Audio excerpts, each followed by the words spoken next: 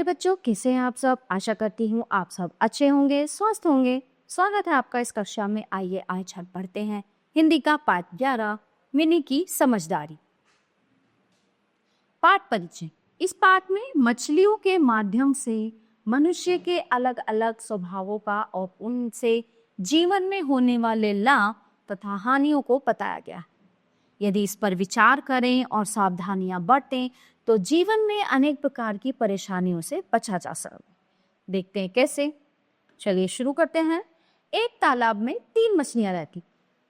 वे आपस में मित्र थी, लेकिन उनके स्वभाव में भिन्नता थी। होता है ना, वो तो मछलियां हैं, इंसान होते हैं, परिवार होता है, बहनें भाई होते हैं, है ना।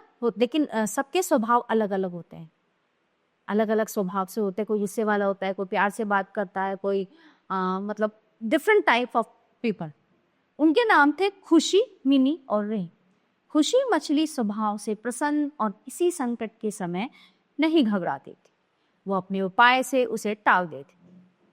मिनी मछली स्वभाव से आलसी थी। उसकी सोच थी कि संकट आने पर उसका मार्ग ढूंढे।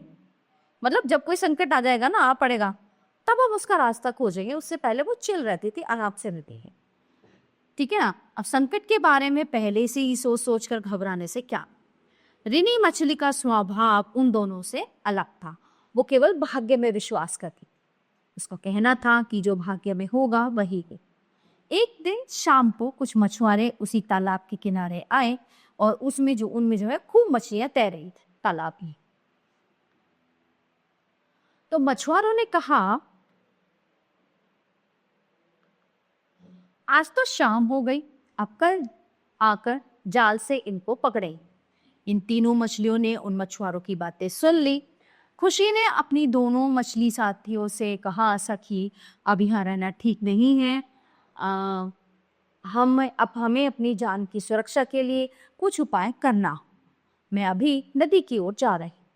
मिनी ने कहा, अरे सखी, अभी संकट आया कहाँ है, जब आएगा तो देखा जाएगा, शायद संकट नहीं भी आ सकता है ना। रिनी ने कहा, अरे भागकर कहाँ जाओगी, यदि मरना होगा तो जरूर मारे जाएंगे, चाहे कहीं भी चले जाए। अगले दिन सुबह मछुआरे आए। ठीक है, उन्होंने तालाब में जाल फेंका तो मिनी ने अपना बचाव करते हुए तालाब में मरे उदबिलाव के शरीर से लिपटकर उसकी बदबू को लपेट लूंगा। वह जाल में फंस गई, किंतु दम साध कर पड़ी रही। ठीक है, अब मछुआरों ने देखा कि सब मछलियां उछल कूद कर रही हैं और मिनी जो है वो शांत पड़ी है।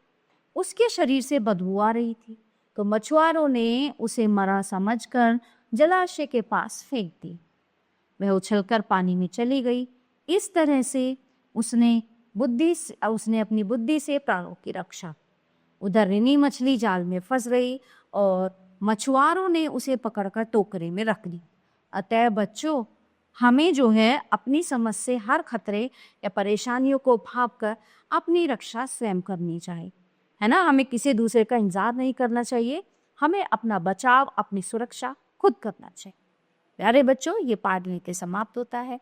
आशा करती हूँ आपको अच्छे से समझ आया होगा। मिलते हैं अगली कक्षा में। धन्यवाद।